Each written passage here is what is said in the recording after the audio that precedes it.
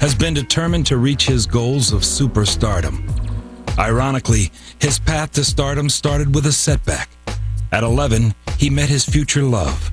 Their careers and romance were the stuff fairy tales were made of. His drive and talent were center stage for a record-setting supergroup. But does NSYNC's Justin Timberlake have the right stuff for a solo career? Music has always been a constant theme in my life. Justin Timberlake grew up in the small town of Shelby Forest, outside of Memphis, Tennessee. By the time he was 2.5, he was feeling the rhythm of the radio and was singing in harmony. My first memories of music were, I remember looking up at my father and my uncle. They used to play in a bluegrass band. And I was probably 1, 2. And I remember looking up and watching them play and sing and dancing. As Justin dreamed of becoming a performer, his parents' marriage was falling apart. Coping with the breakup was hard for Justin.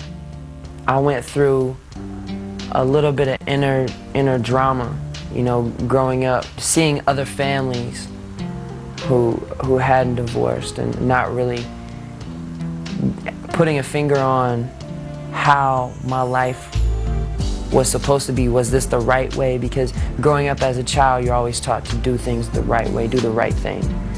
And, you know, it brought a little confusion.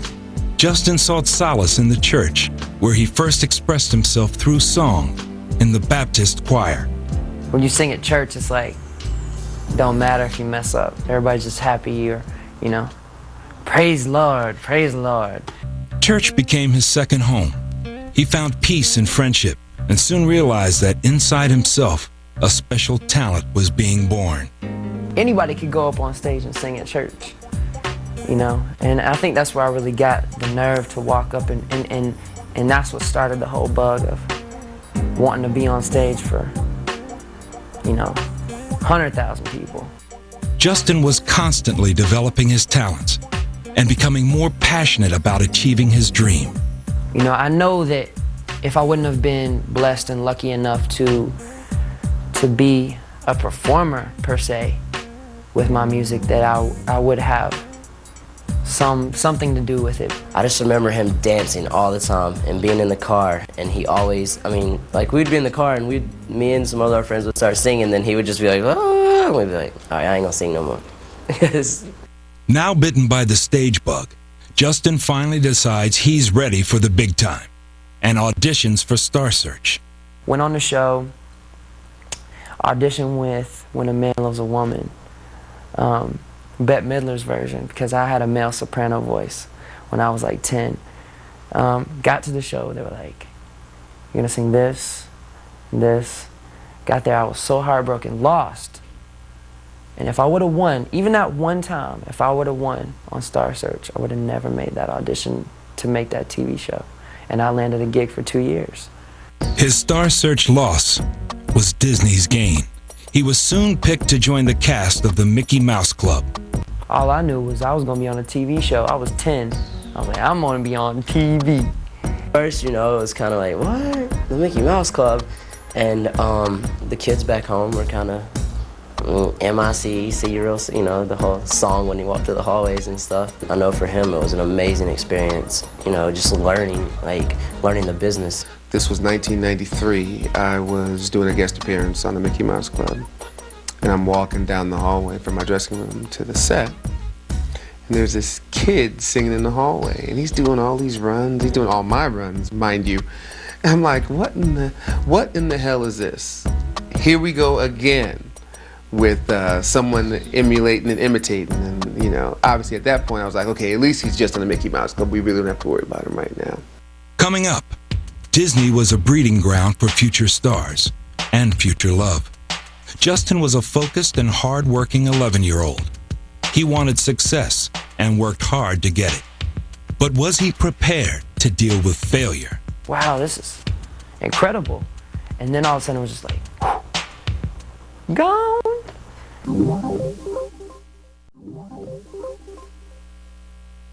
At 11 years old, Justin Timberlake was already a star. But by 13, he was yesterday's news. The Mickey Mouse Club was abruptly canceled, forcing Justin to leave his friends and return to Memphis.